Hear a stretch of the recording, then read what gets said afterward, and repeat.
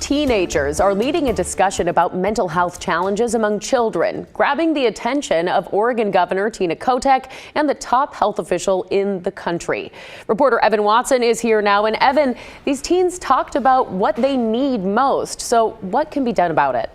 Brittany, one aspect, the group talked about getting more mental health providers into schools for preventative care, helping children and teens with any problems before they reach that crisis point.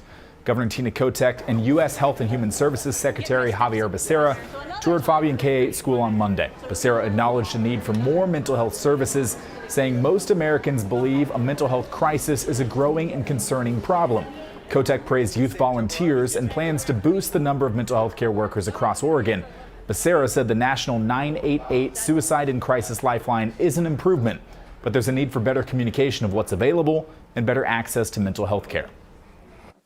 My mom said it even simpler, mejor prevenir que remediar, better to prevent than to remediate. I want to be there at the front end, not at the back end when it costs so much money.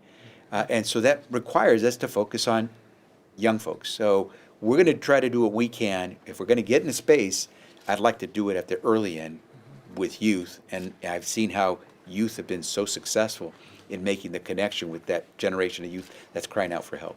It gives you kind of Some of the teenagers and young adults said they need access to representative services and support workers who can relate to their life experiences. They also said it's special that their generation recognizes it's okay to be vulnerable and is continuing to break down mental health stigma. But they said often that perspective isn't shared by the adults in their lives. And that's what makes it difficult to start those conversations. Brittany? A conversation that's so important to have. Thank you so much, Evan.